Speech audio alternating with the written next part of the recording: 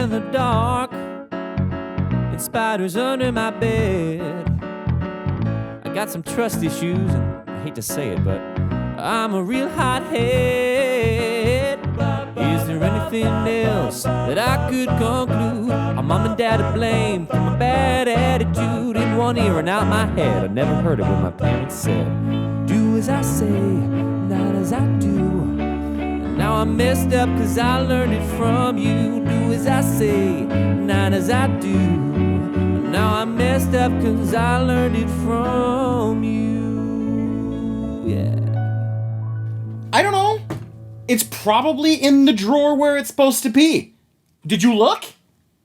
Well, why don't you go look and come back to me after I get done with this recording, huh? How about that? We have a system. It's an organizational system. Things have a place, and that's probably where they are. Hello, and welcome to episode 4 of I Learned It From You. I'm just going to get right into the confessional today, but before I do that, I'm going to tell you guys real quick, please rate, review, subscribe to the podcast, tell a friend, it helps.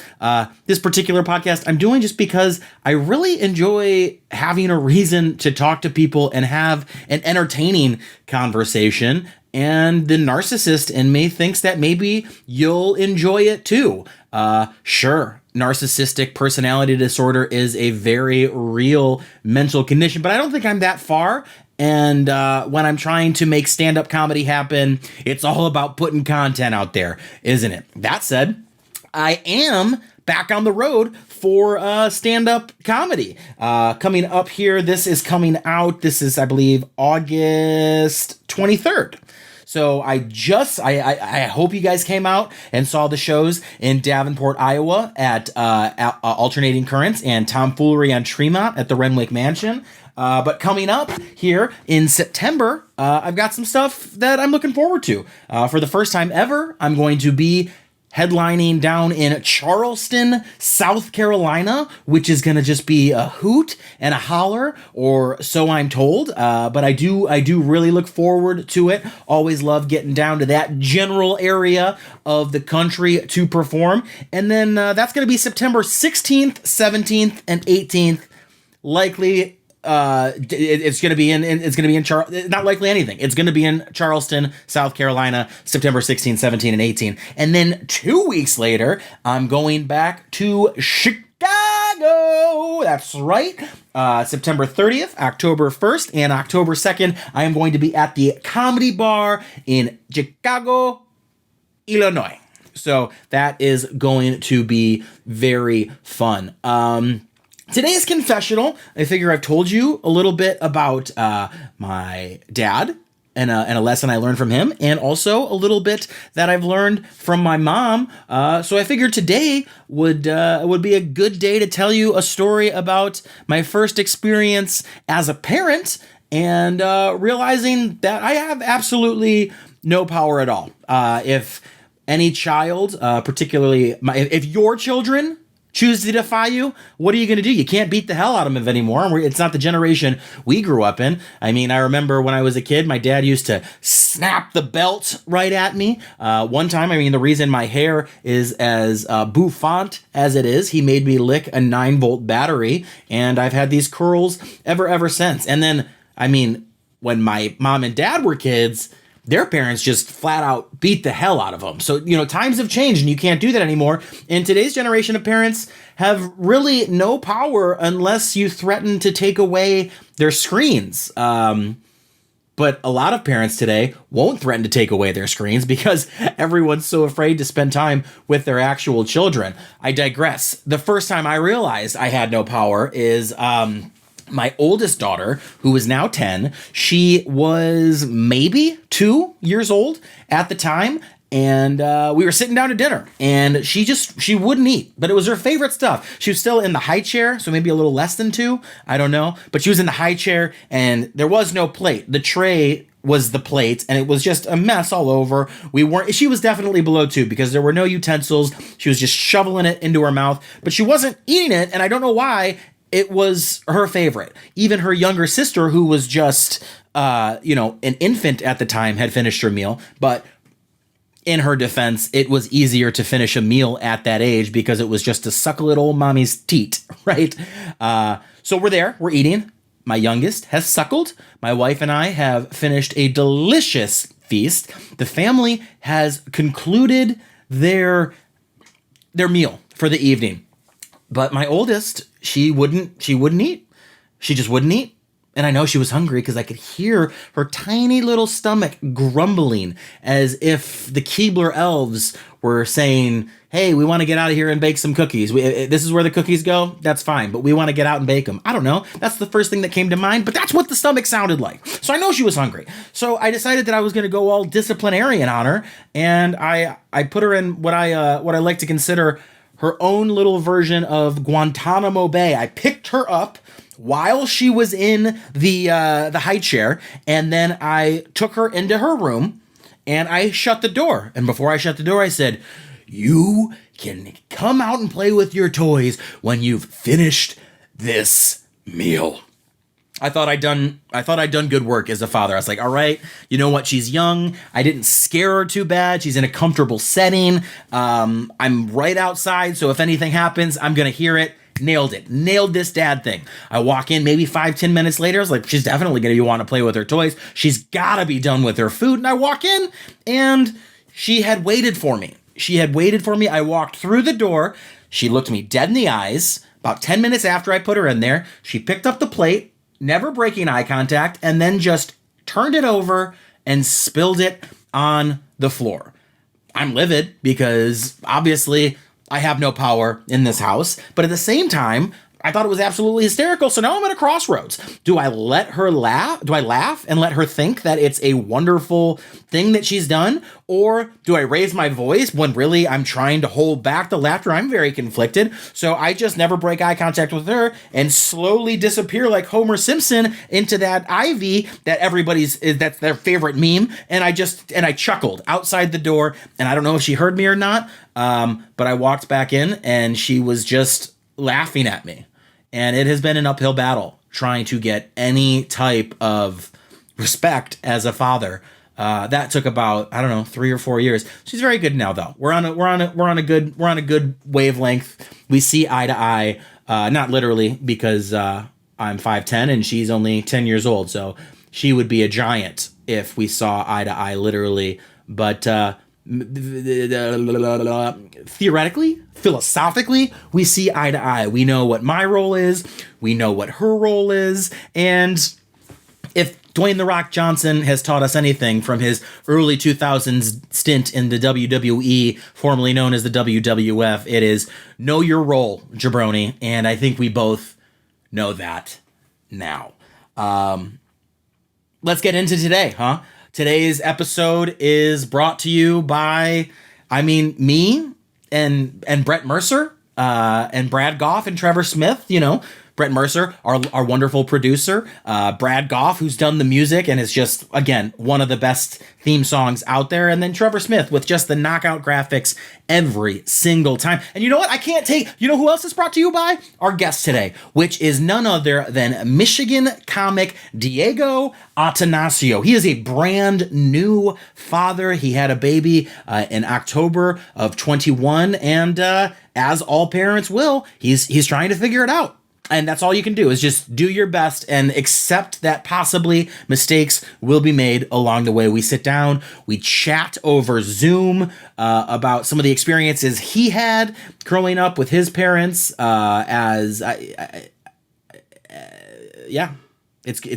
an exciting time, and I'm excited for you to hear it. So let's find out why Diego Attanasio is the way he is, and perhaps why his child will be the way that they are. Diego, hey there, hi there.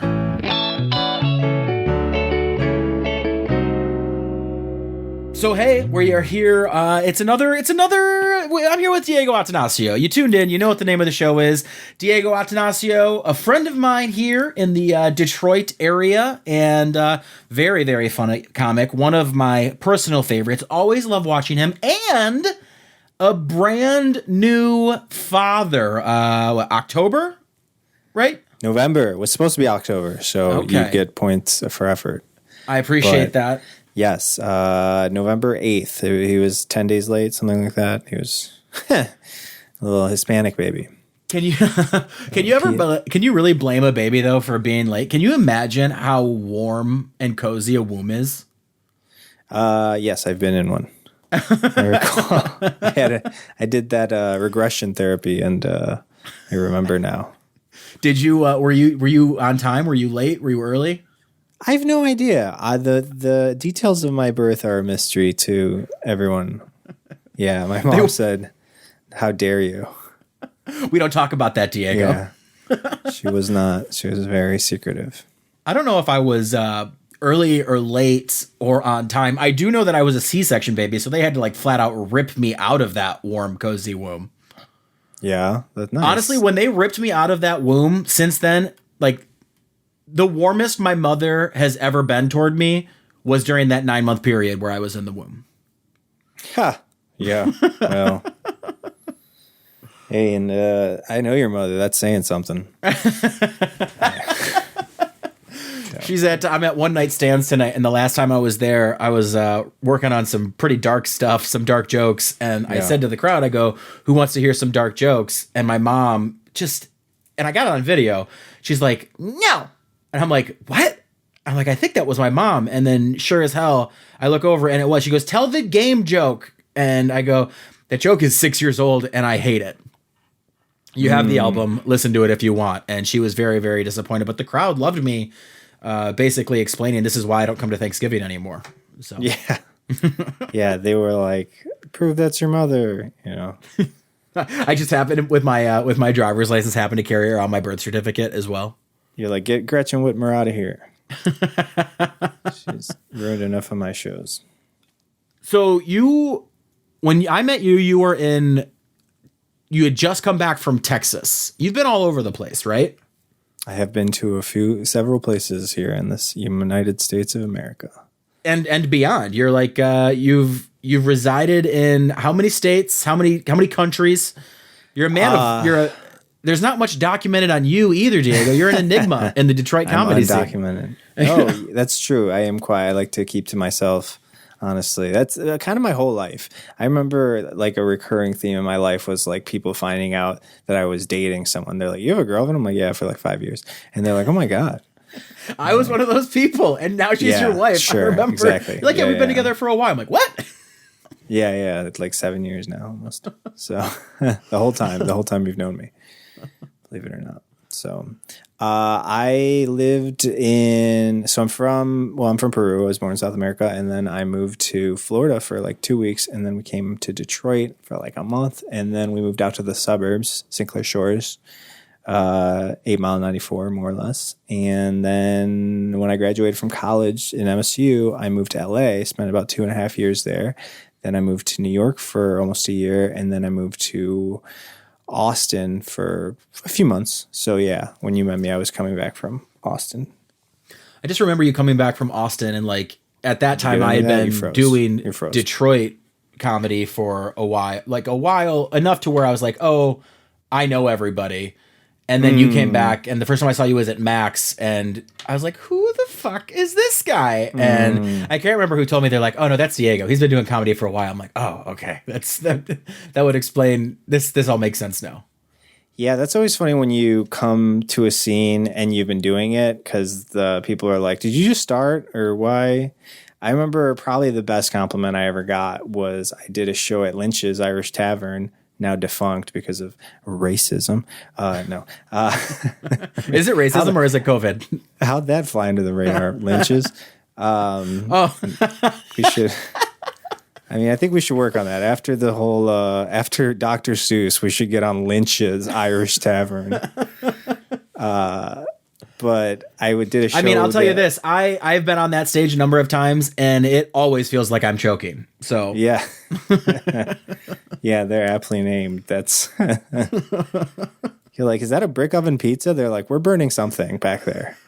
Right? It's bodies, no ethnicity. But I did a show there with Brad Wenzel, now defunct because you know what he did.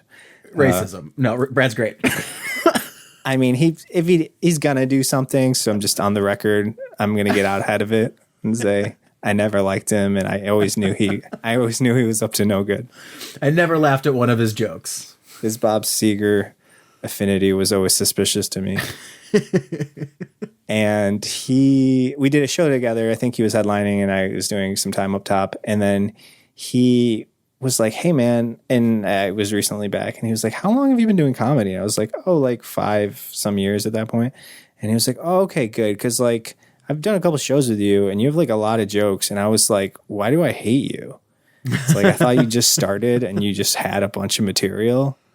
And I'm like, oh, that's like probably the best compliment ever. But yes, no, I didn't just start. I've 20 minutes after 5.5 years. So yeah, I wish I remembered his exact words. I'm sure he put it like, and I'm saying it in a way that makes me sound better. But he was just like, he was like, I've done a couple shows with you and I feel like I hate you. And it's like, why do I hate you? Are you like, you're like good for no reason? And I'm like, no, I've done stand up for like almost 6 years. And he's like, oh, that makes sense. Cause like, I just thought you just started and you just have like all this material. And I'm like, no, I've done stand up for like 6 years and I have barely 20 minutes, but it works, you know? So it's like, yeah. I don't suck. So I'm doing it.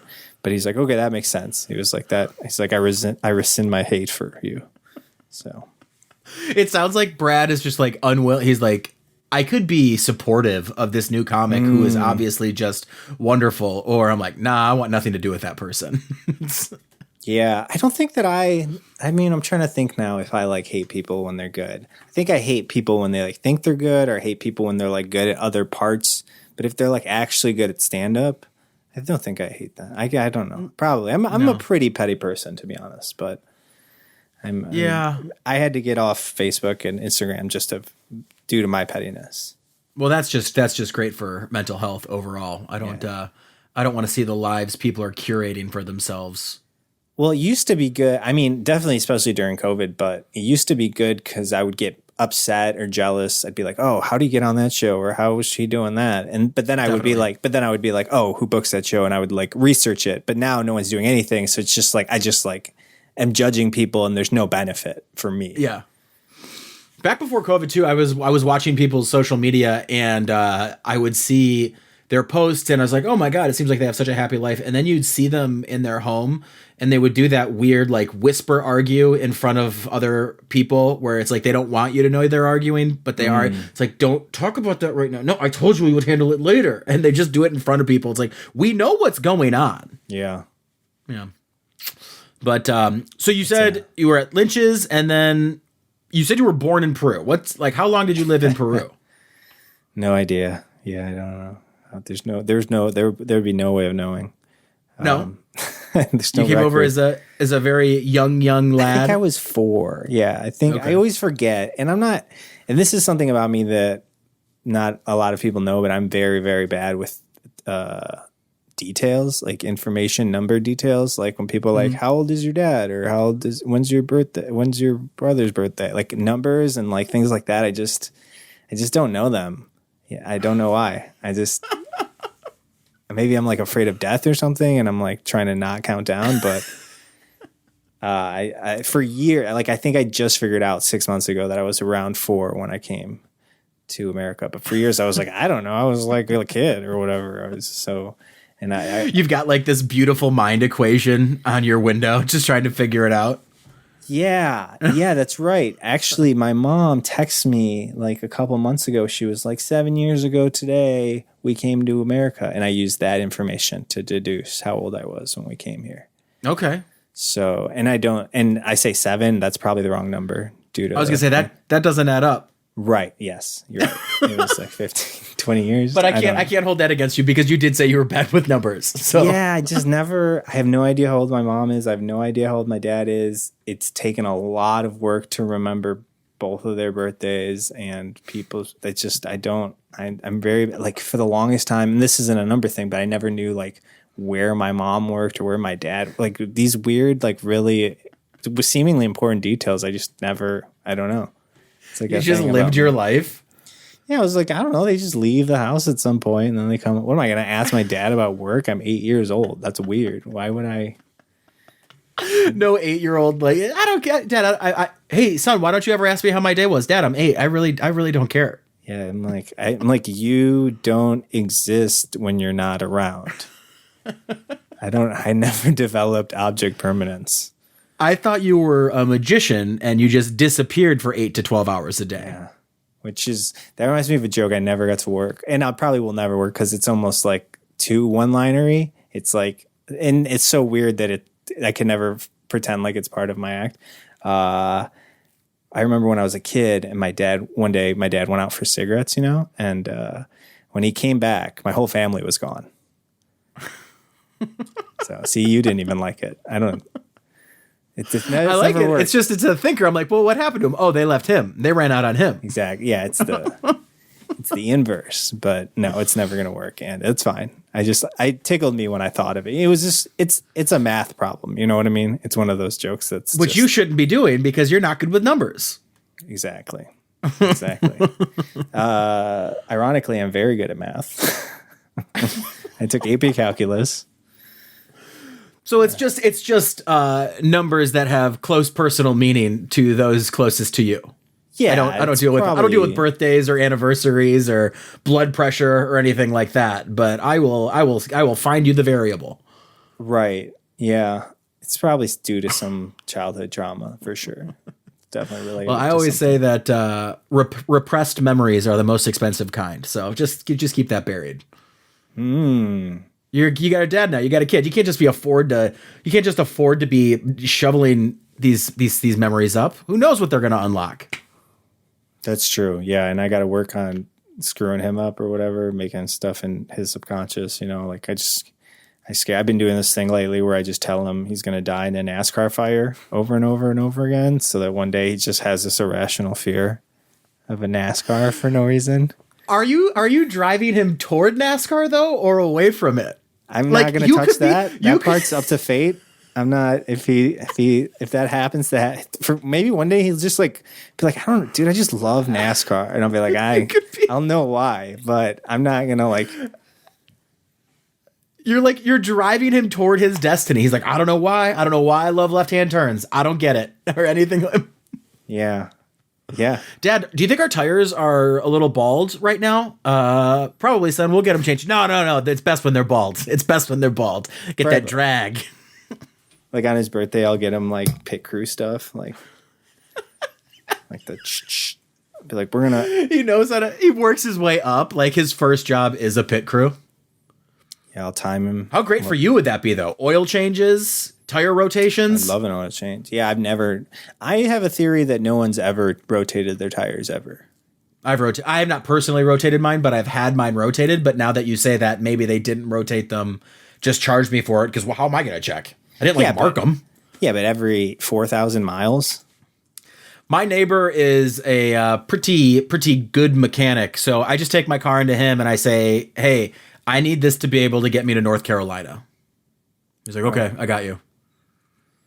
I mean, you're supposed to have your tires rotated every 6 months, twice a year, or every 6,000 miles. That's like every 2 oil changes. Yeah, you're right. People aren't getting their oils changed. They're not following that. Are you aware of the conspiracy of the oil change? I don't know. Some people are like, when you go there, they're like, it's 3,000 miles, but on newer cars, it's like 7,000. But also because of the and they change it to hybrid oil or something. Yeah, synthetic and synthetic. Yeah. Now it's just whenever your car feels sad, there's like a little monitor now. So I don't know. Do you know we grew up in a time where if we said that our cars were sad and mistook synthetic oil for hybrid oil, we are not by definition men of that generation. Do you know what I mean? If my dad heard me use the term hybrid oil, he'd be so disappointed in me. Yeah, he'd be like, well, we got to tell your mother, I guess. Something. And then she'd beat the hell out of me. I'm gonna take you out of the will. They have. Well, Dad's already dead, but Mom, I'm out of that well. That's for sure. Yeah, that's good stuff. You don't want it. What do you get out of there? Paperwork? You don't need that. I know. Do I want to go sign a bunch of documents? It's probably a bunch of stuff you got to throw out. Yeah. Yeah. Those pictures. Nobody wants those memories. Keep those buried along with the repressed. But there was like an article in the New York Times that I read about oil changes and the whole fallacy and the like. It's just like half of people are stuck in the like when oil changes were invented and the recommendation was 3,000 miles, and half the people are like, you don't need an oil change ever. Your car is just. But wouldn't it? I mean, I don't know anything about it. I feel like it would gunk up. It does gunk up. It does. But they're saying that newer cars are so much more efficient that it just lasts way longer. It's like, I think I've seen numbers that go up to like 10,000 miles. It's like you need an oil change every 10,000 miles, depending on how new your car is. How often do you get your oil changed? 3 to 5.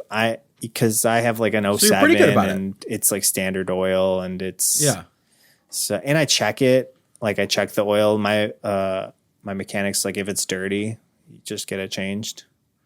So I mean, that says a lot about you as a father, because if you didn't change your oil on the regular, I would think maybe you didn't change your baby as it needed to be changed.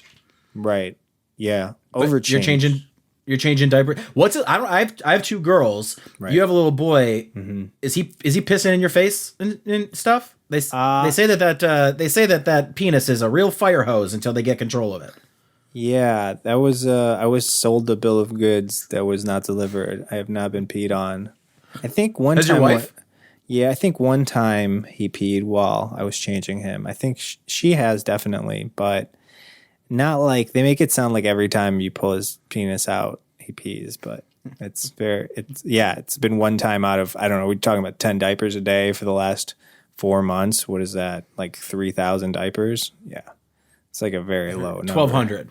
Yeah, so that's tiny. Yeah. But do you change them like you're a pit crew guy? Do you like make in addition to telling him he's going to die in a NASCAR fire when you're changing his diapers, do you make the noises of the pit crew like woo, woo, woo, just getting him real geared up to drive a car, run a pit crew? No, that's a great idea. I thought you were talking about efficacy, and I do try to do it as fast as I can. Do you time yourself? I should. I should time myself, but I don't. Because one thing I like to do is measure how many words a minute I can type. Oh, really? Oh, yeah, I like to do that. Do you play that game? Yeah, I mean, I played games. I just go online. I'm like words per minute test, and I'll just type. I get like in the 80s, 90s. Okay, maybe we should race. It's Nitro Type. You know about Nitro Type? Nitro Type. I do recall that now. That was on my old computer. And you can just go to nitrotype.com, and I learned because I was substituting for a while, and I learned it from these, I don't know, maybe 5th graders, and that was part of like what they could do during free time was go on NitroType, and it's like a website that has a game where you type and the cars race. So like the fastest person typing gets to win. And we're back to car racing. Well, it's a theme. Do you repress a love for NASCAR and stock car racing? Because it has come up. It has come up unintentionally, I think, 4 times now. I did enjoy Ford vs. Ferrari quite a bit. That was a good movie. I haven't seen that. It's great. I mean, I really liked it. I don't know. I'm all like, movies are not good nor not good. They're just good to you or whatever. Does your son? I mean, I know he's only a few months old, but is he in front of the TV enjoying colors and stuff yet? Have you noticed he likes any particular movies? What movies did you like as a child? Anytime the TV's on, I mean, I have the laptop open a lot. Yeah, he'll totally just stare at it. And I don't think he has a preference. I think he's just I think it's just like visual steroids to him at this point. So, I do that. I guess sometimes I feel like now it's almost to the point where if the TV is on and he's not facing it, he'll get fussy. And I don't know if I'm making this up, but I think that's what's happening. He'll like start getting fussy, and then I'll point him at the TV, and he'll be like, "All right, yeah, that's what I wanted." So that's not good. I don't think. No, that's not the best. No, but you also know how to keep him happy. Mm-hmm. How do you steer away from that? How do I steer? Do you slowly get him like into radio? Like, no. How about this? And then into the written word. Are you going to reverse engineer from a television junkie to a radio junkie, and before you know it, he's a bookworm? No, he's not allowed to read books. No. Well, because I feel like the whole time people have given us so many books. We have like a mini library of children's books. And I'm like, I'm not going to read these to him. I don't read. I'm not going to start for a baby who's not going to be able to appreciate the difference between me reading and talking. What he doesn't understand what I'm saying anyways. Why? It's like I talk. That's the same stimulus. We had a bunch of children's books at the beginning of the quarantine, and then we realized how many we had and we had to get rid of them. So we did that thing. Instead of just donating them or like giving them to a library, I drove around the town and just filled up these mini like those free little libraries in people's yards. And it was so hard to find space to put those books in the library. Everybody seems to be just like, I'm going to do the right thing and I'm going to contribute to the neighborhood. No one's getting their books from those things. No I took one book from one of those one time. I did. What book? Did you read that to him? I just threw it out right away. I don't remember. It was something I thought was kind of interesting. Maybe it was by an author that I recognized or something like that. But I wish I could tell you. But I think I read like a page of it. I was like on a walk and I was like, oh, maybe I'll read a book from this guy's house, from a library in front of a guy's house. It's so weird when people have it in front of their house. That's weird, right? When you have to step onto their property to like get it. It's almost like a trap. It's almost like they're inviting you onto their lawn so they can just put the gun out the window and be like, get off my property. It's like, this is entrapment. I'm not, what is it? What state do we live in? What's it called where you can shoot someone? Right to roam. That's right not to it. roam or something like that. I have no idea what the laws are. That's part of my, but Michigan, if somebody trespasses, like you can shoot them, right? I thought that was a law like off The Simpsons. I'm not sure that that's real, but I think that's real. Believe you.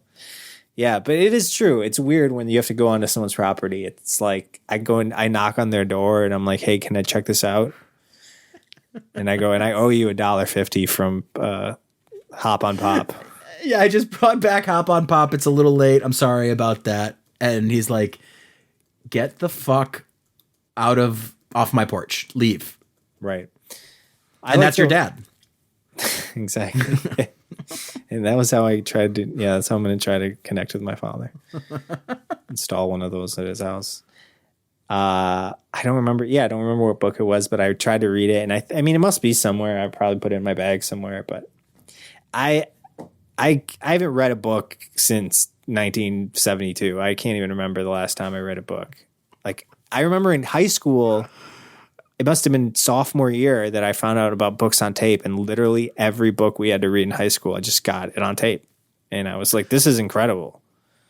I like a good book on tape, particularly when I'm on the road, but on this New Year, my oldest daughter is quite the bookworm.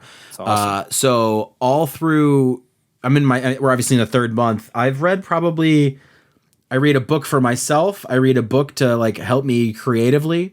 I read a book on some sort of mental illness, and then I read a book that my daughter chooses that we read together, and we kind of book club together. So I've already read, which is more than I've read in like the last 20 years, but in this year I've already read 12 books. That's insane. That's insane. It's pretty wild. Which is nothing compared to my daughter. During the quarantine, my daughter has read something like over 15,000 pages. We broke it down and counted. That's a lot of pizza. Yeah. Remember back when pizza was books or books or pizza? No, I don't. Really? You didn't have that at school? The Pizza Hut book club? Where like if you read... I think so. We had the Little Caesars pizza kits, but I don't remember any Pizza Hut book club. Yeah, there was this thing at least my school. I don't know if it was like specific to our school, but if you read like a book and did a report on it, you got like a free personal pan pizza from Pizza Hut. So it was like quite the incentive. I mean, I never did it, but it was like... Pizza Hut was always my least favorite pizza. Yeah, I think of the chains. I'm hard pressed to think of a worse pizza than Pizza Hut. Mm-mm. What's, Cottage Inn's better?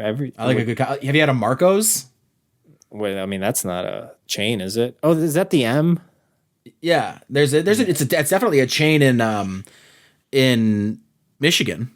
Okay. It's very now good. that you're saying it, I've seen the logo. No, I've never had it. It's good. It's very good. Yeah, you should definitely try that. Okay. Marco's. Marco's Pizza. Marco it down. I've been meaning to try the pretzel pizza from Little Caesars, the one with the pretzel crust. I can't fuck with Little Caesars at all. Like if it's Really? there, I'll eat it. But I'm not going there and being like, oh, what's your special today? Give me the $5 hot and ready. That's all I need. I'll sometimes spring for the $6 with all the meat, but not a chance in hell will I be like, oh, you're advertising you've got a pizza crust today. It's like, no, dude, you're the fastest food of pizzas. I can't trust your culinary prowess. In high school, one of my friends worked there, and his advice was to order a hot and ready ahead of time. It's ridiculous, but you ask for it well done. Oh man, I don't like a crispy pizza. Okay, well, they were like, it was a revelation because I feel like among pizzas, Little Caesars is probably one of the doughier ones. Yeah, it's chewy for sure. It's chewy. So, I mean, I'm not sure if I haven't done it since being an adult. I just remember we did it once and I was like, oh, this is great. And I don't really remember if it was that crispy or not. But, and then the other thing I was going to say about Little Caesars is, I was doing Postmates because I do Postmates because I just got to get out of the house. And I was picking up a pizza from Little Caesars, and I was in Detroit, and this guy walks in while I'm waiting for my pizza, and he goes up to the register like he's never been there before, and he's like looking at the menu, and he's like, "You got any of those already readies?" And I'm like, "That's the best way I've ever heard that described." Already ready. I like that very much. I'm a little upset. Speaking of Little Caesars, that they made that whole big Detroit Pistons, Detroit Red Wings arena downtown. It's Little Caesars Arena, which is where the Pistons and the Red Wings play. And I'm so bummed that they don't call it the Pizza Arena. That's perfect. The Pizza Arena. That's really good. I like Pizza Arena. That's amazing. Yeah. But I don't know why they don't use it. It's you gotta silly. Hashtag it. I don't trust. I can't get behind hashtags. I feel like Twitter's always burying me anytime I try to bring attention to something. Yeah, I had no idea. I call it Little Chase Day.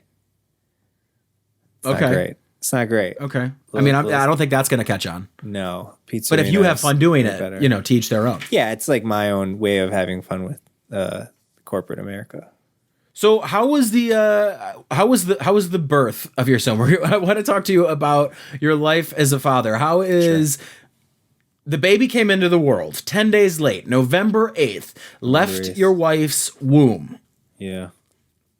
Take it from there. It was crazy. This is the craziest thing that's ever happened to me by far.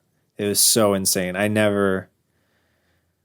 think, and I'm reaching here, but I think I have like mild PTSD. Like it was, if I really think about it, and this has happened, I'm not going to right now, but if I really think about it, it like shakes me to my core. Like it'll like stop me in my tracks. I'll be like, oh, like my wife has seen it happen like since several times. Did you just shut down? I shut down. I take my foot off the gas. I'm just like, I don't know where I am. I don't know what's happening. It's terrifying. Like it's burned into my soul. Whoa. Yeah. I just saw it again. It's like what I assume flashbacks are like.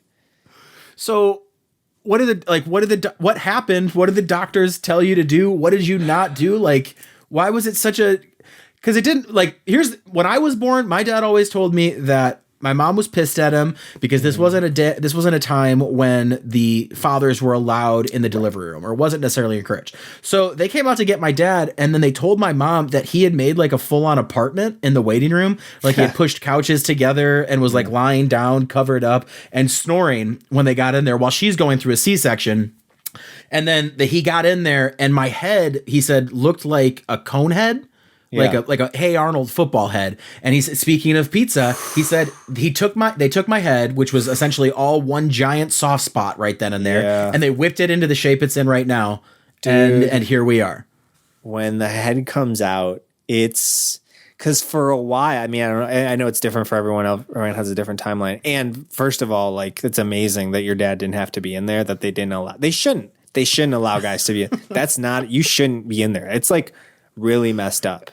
For Delivery room should have COVID protocols. Dude, no essentials. I mean, for the most part, it's like fine while she's in labor. It's like really different than I thought it was going to be. Like she's just like kind of like in pain and nauseous for a while. But then her labor wasn't progressing as much. And I don't know if you know anything about like the drugs they use now, like Pitocin. They stick them with Pitocin that like speeds up the contractions and makes them closer together and more intense so that they dilate faster and this whole thing. Anyways, so I think you have to get to like 10 centimeters or something like that before you can start pushing. And she was in labor. So we get to the hospital at like 6 or 7 o'clock at night on Sunday, which is like the day before her scheduled induction, which is roughly 2 weeks after the birthday, the scheduled date.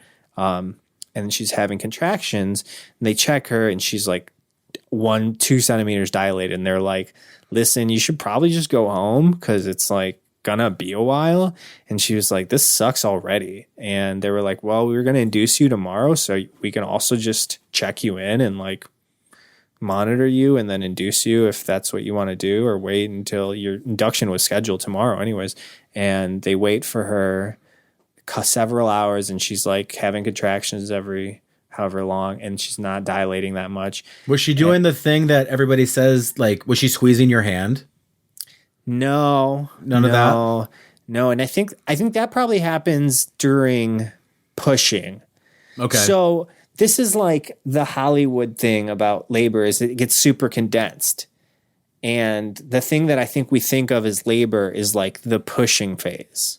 Mm-hmm. And that's like the last hour. I mean, it can be way more hours, but for us, it was like the last 2 hours. She had to push for, I think, 2 hours, which is after being at the hospital for 12 hours and after being in labor for 12 hours. And after there's like passive labor and active labor. So after being in active labor for 8 hours or whatever, once she dilated to 10 centimeters, which took 12 hours after they injected her with Pitocin and the epidural and everything, she got to 10 centimeters around 5 p.m. And they're like, okay, so technically she's able to push, but there's something they do called like down, I don't remember, whatever, where they just wait a while after they're fully dilated. They don't push right away. So it was like they waited like an hour and they're like, okay, now we're going to try to push. And that took 2 hours. And that's probably the part where it's like she squeezed her hand. But yeah, no, because they had me hold one of her legs. So like me and then the other nurse like held a leg up in the air just to like help her angle. I don't know. It was crazy messed up. And so at one point where you were talking about the head thing, at one point when the head, you can see it. It's like inside of her body, but you can see it like starting to breach. And you're like, oh, that's the head. There's a hair. You can see it. It's like you can see and it's like sitting there for, I don't know, 45 minutes, just like barely there. And yeah, and you're like, okay, let's just get it. And when I first saw the head or the top of the head, or you just see like a little portion of the head through, whatever they're called in the women parts these days, they, them, or whatever. Yeah. Meeting has been upgraded. Okay. So I saw the top of his head, or part of the top of his head, and my brain calculated what I thought his head looked like based on that. And I'm like, oh, he's so little and everything. And then when he actually came out, it was so much bigger and so much more football-like than I thought. It was really messed up, man. He looked like the xenomorph from Alien. Like he just was long and tube-shaped. And I was like when he started to come out, I'm like, oh, he's out. And I'm like, there's so much more. And it's just like long part. It's so, because you think a head's round, but it just came out in like a tube. And it was. And you're just thinking this baby's going to have a hard life. And then like. So gross, so ugly, so disgusting, not beautiful. So beautiful is a placeholder for you can't even believe what's happening. It's like, yeah. It was just insane. It definitely like, and I'm not the kind of person who is ever like, that was crazy. But it was bananas. I gotta say. So what did the like? How did the doctors calm you down? What directions did they give you? Like, because you had mentioned you kind of went about doing your own, like you went about doing things your own way, and in hindsight, you're like, maybe we should have listened to the doctors. Yeah. Well, there's like the trend of wanting like to go towards a natural birth and waiting, because there's this documentary about how once you get Pitocin, it makes it so there's strain on the baby and it increases the likelihood of C-section by that much more. And there's this trend of not wanting a C-section because of whatever reason. And so we waited a really long time to get Pitocin. So she was just in passive labor for like 12 hours when as soon as they gave her Pitocin, it was like within 4 hours, she was like ready to push. So I think we were wrong to like be like, let's wait. When all the doctors and nurses were like, we can just get it going. And we were like, but we don't want to do that because we don't want to like hurt the baby, or actually, honestly, we didn't want to increase our chance of C-section if it was unnecessary, you know? Right. Absolutely. I wonder how frustrated doctors and nurses get when people are like, we want to do it this way. And it's like, listen, I've seen it done both ways. I delivered 15 babies this week. Right. And I'm telling you. And they're like, no, we read the book. You know, I would be, because I get frustrated when people come up to me after a show and be like, hey, can I tell you a joke? Exactly. Like, no, I don't want you to. It must be just like that, but they paid $100,000 to have they've got a degree and I've got drink tickets to use. Exactly. So yeah, in that sense, you're right. And they just roll their eyes. They're like, whatever, it's your funeral. You're like, you're just going to be in pain for longer. Yeah. Like, so yeah. And my friend had a baby like 2 months before me, and his advice was take the drugs right away. Yeah. He was like, just take them. And yeah, I kind of wished we had listened to that for sure. So the baby's home, and are you sleeping? No. Brand new newborns don't. Newborns, not all of them like to sleep. Both mine like to actually sleep in a closet. If you would put her in a closet in like her bassinet, it was just pitch black in there, she'd be out, and she would make a peep until it was time to like get changed or fed, but she would sleep for hours. So we were always very fortunate. Oh yeah, this is real. We slept very well when our kids were babies. We had none of this sleep deprivation shit. I mean, we'd get up and change, or, you know, if there was a little cooing, we'd get up, rock them, but it was never like extended periods of time. They always went right back down. Yeah, he goes right back down, but how many times a night? What was like the most? I mean, not even always once. Whoa. Yeah, that's unheard of for me. It's like 4 times a night minimum. So do you alternate? On the weekends, and while she was on maternity leave, yes, but now she's back at work, and I am worthless. So I don't so I have no excuse. So Monday through Friday, I'm on night duty the entire time. Basically, my job is to make sure she gets sleep so that she does she ever like push you like, hey, you gotta get the baby? Like, has she grown so accustomed to you handling Monday through Friday night duty where she's like, you gotta go? I'm not allowed to sleep in the same bed with her. Is that her doing or you're doing? Because you get like, because if I was in your position and my wife was pushing me saying, hey, you gotta go get the baby, I would be like, are you out of your like, don't, I know I gotta go. I'm done. I'm getting in a different room. Like, that would be my doing. Good question. I think it was just out of practicality. It just made the most sense. And sometimes do you sleep in the baby's room then? Yeah, I'll sleep in the baby. We have a bed in there. And sometimes very rarely I'll start the night in our bed. And then after the first time he wakes up, I'll go and feed him and put him back down. And then I'll sleep in that bed. But most of the times I'm just up late, way too late. And then I like go to sleep in his room. And my wife's already been asleep for a couple hours. So yeah, no, not sleeping at all. I'm very, very concerned for my health. I definitely think I'm chronically whatever. And in the era of COVID, I'm like, there's no way I would ever be able to know if I was sick. I just feel awful every day. So you're like, I kind of want COVID just to feel something. Yeah. Oh my God. If I had to quarantine for 2 weeks, I'd be like, dude, I had a sleep study like last week. And like most people are like, sleep study? Oh, that sounds, I don't want to, I never get any sleep. You go to the hospital and you're going to sleep. And I'm like, dude, I couldn't wait. It was the happiest day of my life. I go there and the lady's like, yeah, a lot of people are uncomfortable. And she's like rigging stuff up to my brain and my nose and everything. And I'm like, dude, I could kiss you right now. I'm so excited to sleep. So you're like, I know this is because how long were they studying your sleep? All night. You go there at around 8:30. And then you come home? Yeah, you go home at like 6 a.m. So they need you to be there all night. So you got that night off of... Yeah, that was the best night of my life. Did the baby wake up and did you hear anything when you were being studied? No, I was in the hospital. Oh, because when I had a sleep study, they gave me the stuff and they just like go home. Yeah. No, I did it it wasn't a hospital. It was a sleep study center. Did you ask for a late checkout? Yeah, I was like, I'm going to need another night. I need to extend my...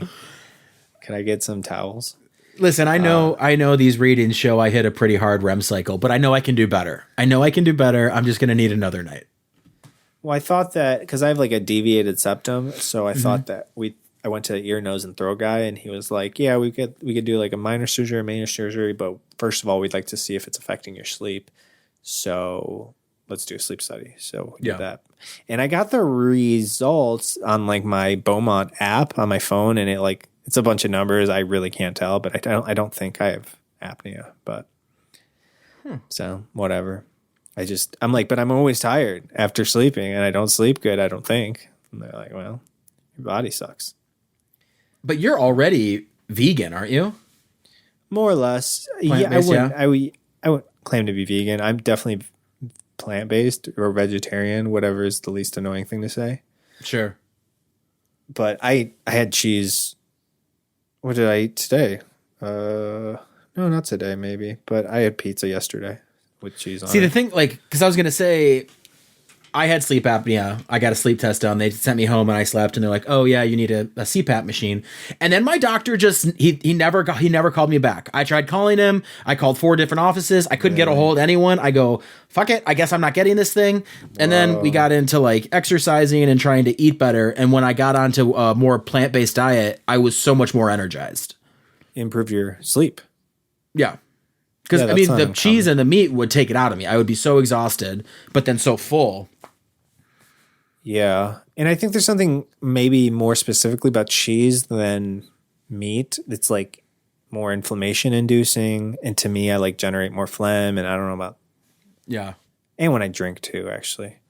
But yeah, no. I used to snore a lot more, and I still a little bit do. And in my report, it said I had light to moderate snoring. But when I lost weight, that went way down for sure. And that was due to me eating better. Yeah. Yeah, I have to imagine the weight thing, just because of the weight on your actual lungs and everything. But yeah, and your big fat neck, your neck fat goes into your throat or something. My neck is legitimately a 19-inch neck. I can't get suit shirts that don't look like a goddamn ballerina tutu on me. 19-inch. Yeah. That's I didn't know that was a number. I'm just now learning. I hope that's one number you remember. Yeah, I will. Just because they it's measure freakish. your neck at the sleep center. They measured your neck, and we got COVID tests. This is several months ago when someone we knew somebody that had COVID, so we were like, all right, we might as well go. And when they took our vitals, this is like the highlight of my year, if not life. I was next to my wife, and they took her blood pressure and pulse and whatever, and then they did mine. And the lady turns to me and she goes, "Are you an athlete?" And I'm like, "What?" She goes, "Are you an athlete?" And I'm like, and I was like stunned. And my wife is like, "No, he's not. First of all, he's not an athlete." And I'm like, "What?" And she's like, "Yeah, your pulse, it's really low. You know, your resting heart rate is really low." And she's like, "Yeah, he's like really calm or whatever, but he's not an athlete." So she's making sure to explain it, but she's like, "I don't want him getting any recognition here. I don't want it. Let's lay off the accolades. He's just chill, all right?" Yeah. So I've been riding that wave for a while. Before we get out of here, since you do have a newborn, I am genuinely curious. What are the things as a father that you didn't know that you would love, but now you feel like you can't necessarily live without? Has anything changed for you? I mean, something had to have. A passport. Free.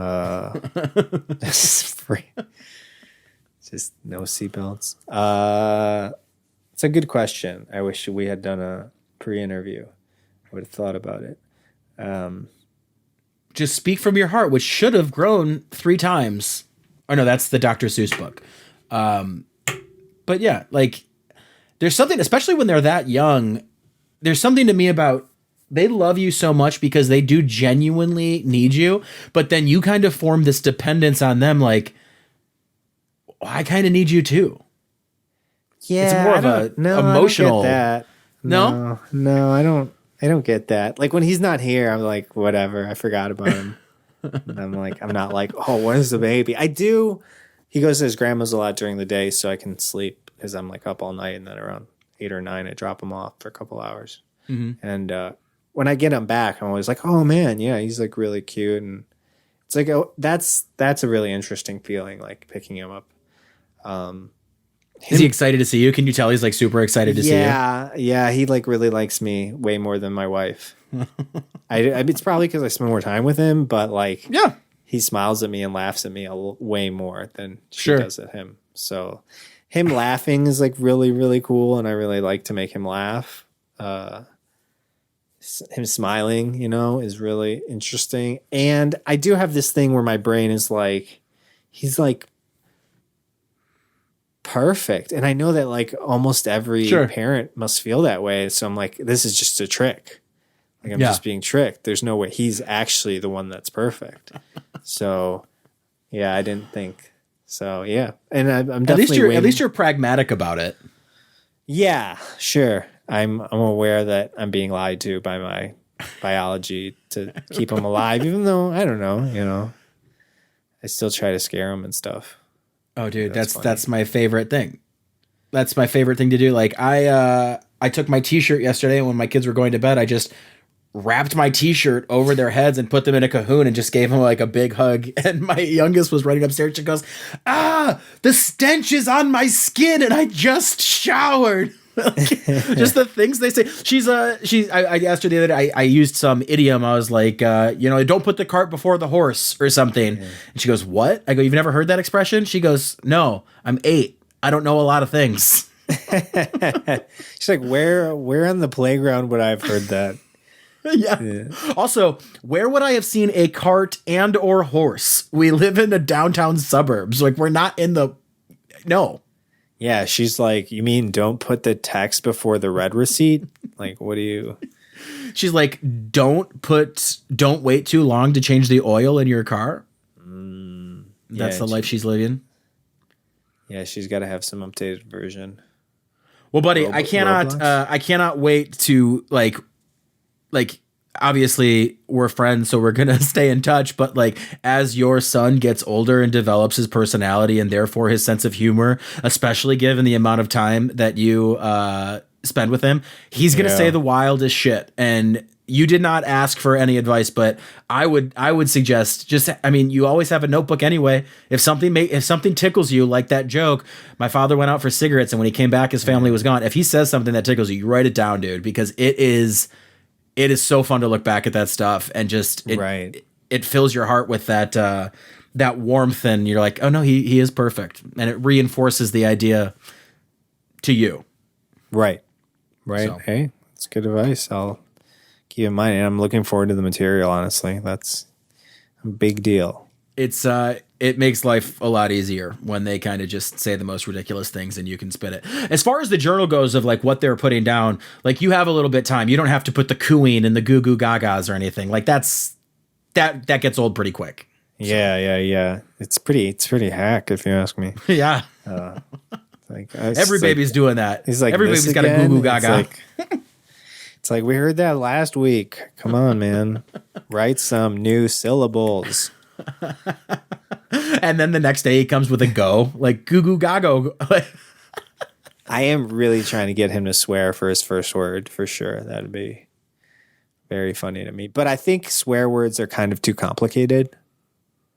Like the sounds, sh and f, the k and p, and yeah, and yeah. I think it's got to be like weird little vowel sounds or whatever. Well, another thing you can do is what we do is, or my daughters are 10 and 8, and we tell them that they can swear in the house, no matter, like, you say whatever you want, because our idea is you can use any word in this house that you want as long as you can tell me what it means and choose synonyms for it so you don't sound like an idiot.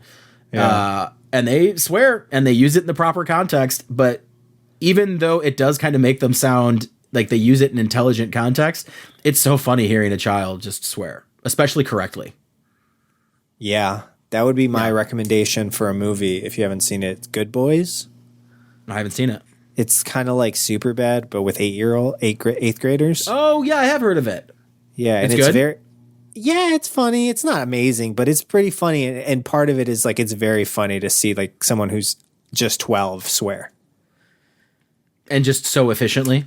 Yeah, I mean, yes, they're just like it's nothing, and I'm like, but I was swearing when I was in middle school, but it's just very funny on screen because usually in those movies, those kids are like older than they're portraying. Yeah, but in that movie, they like nailed it with those kids are very young, you know. Well, buddy, so. I appreciate you taking the time very much, and I really hope that it's Thursday, so you're just a day away from getting some sleep. Yes, very looking forward to it. Hey man, have fun at 1-8 stands, and thanks, buddy. I'll see you out there, I'm sure. Rest easy. And that concludes this week's edition of I Learned It From You. And I'll leave you with a little quote that my father used to say to me every single day. Give a person an episode and they listen for a day, but if they rate, review, and subscribe, then they're listening for a lifetime. So I beg of you, please rate, review, tell your friends, and for the love of God, subscribe. I Learned It From You is hosted by me, Zach Martina, with music by Brad Goff.